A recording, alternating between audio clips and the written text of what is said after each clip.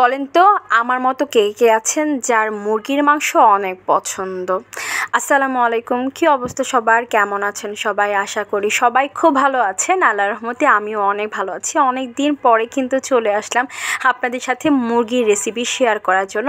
আসলে আমার কিন্তু মুরগিটা অনেক বেশি পছন্দ, মানে গরু খাসি থেকেও আমার মুরগির মাংসটা বেশি পছন্দ। হ্যাঁ, খাসিটা আমার পছন্দ, মানে খাসিটা আমি খাসি যে বিরিয়ানি বা কাচ্চি এটা আমার অনেক পছন্দ, কিন্তু রেগুলার বেসিসে আমার গরুর মাংস থেকে মুরগি মাংসটা অনেক বেশি পছন্দ। আর বাচ্চাদের তো আসলে গরু মাংস তেমন একটা খাওয়া হয়ই না, বা মানে ওরা খেতেও পারে না, কারণ ওদের এই সমস্যার কারণে বা অনেকের হজমের শক্তি মানে কম, যাই হোক যে যেটা পছন্দ করে।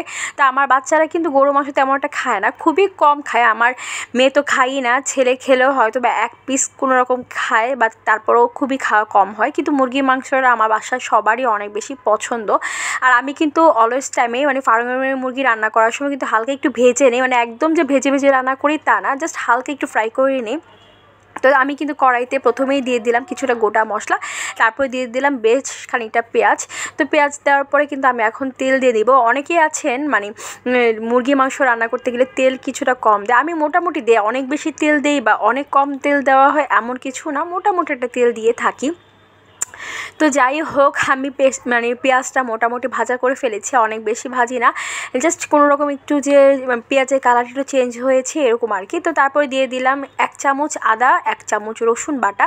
তো দিয়ে আমি এগুলোকে খুব ভালোভাবে কষিয়ে নিব, কারণ আদা আর রসুনের কিন্তু একটা বাজে স্মেল আসে। তো এটা যখন থাকে আমার ভালো লাগে না। আমার কাছে আসলে তরকারি যেমনই হোক না কেন কষানোটা হয়েছে মেন, আমি কষানোটাই বেশি প্রেফার করি। তো যাই হোক, আমি কিন্তু সামান্য পরিমাণে একটু পানি দিয়ে নিয়েছি, আমার নিচ দিয়ে লেগে যাচ্ছিলো, যার জন্য আমি সামান্য একটু পরিমাণে পানি দিয়ে নিলাম। তো এখন আমি 1 চামচ হলুদের গুঁড়া আর 1 চামচ মরিচের গুঁড়া দিয়ে নিব। আর মরিচটা দিতে গেলে আমার মনেই থাকে না যে একটু কম দিতে হবে, বাচ্চারা যেহেতু খায়।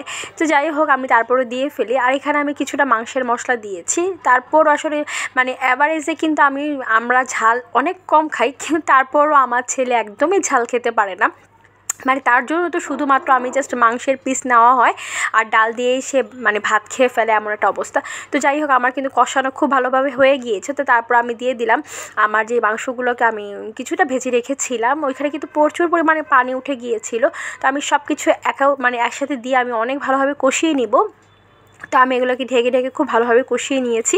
তো আমার মোটামুটি কষানো হয়ে গিয়েছে। আমি কিন্তু তারপরে ফ্রাই প্যানে কিন্তু গরম পানি দিয়ে রেখেছি। আর আমি চেষ্টা করি সবসময় গরম পানি দিয়ে রান্না করার, যখন আসলে মিস্টেক হয়ে যায়। এছাড়া আমি সবসময় চেষ্টা করি গরম পানি দিয়ে, আসলে মাছ তো আসলে তেমন একটা রান্না করা হয় না গরম পানি দিয়ে, কিন্তু মাংসটা আমি সবসময় চেষ্টা করি গরম পানি দিয়ে করার। আর এটাতে কিন্তু খুবই মানে ভালো লাগে, তাড়াতাড়ি কুক হয়ে যায় এবং খেতে কিন্তু খুব দারুণ হয়। তো যাই হোক, আমি কিন্তু মোটামুটি ঝোল দিয়ে ফেলেছি এবং আমার মাংসটা মানে ঝোল হয়ে গিয়েছে, আমি আরও কিছুক্ষণ কষিয়ে নিব। তো আমি কিন্তু মাংসটা আমার নামিয়ে ফেলছি, রান্না মোটামুটি হয়ে গিয়েছে। কেমন হয়েছে আমার রান্নাটা অবশ্যই কিন্তু আমাকে জানাবেন।